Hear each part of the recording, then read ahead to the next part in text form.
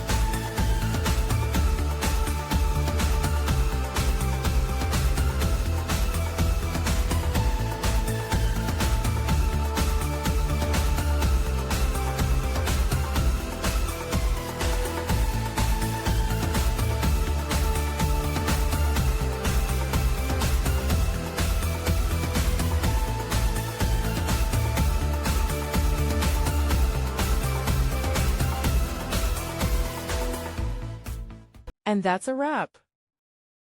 I hope you found the answer you were looking for. If you did, take a second to hit that subscribe button. It really helps out. And let me know in the comments which solution worked best for you. See you next time in the debug zone.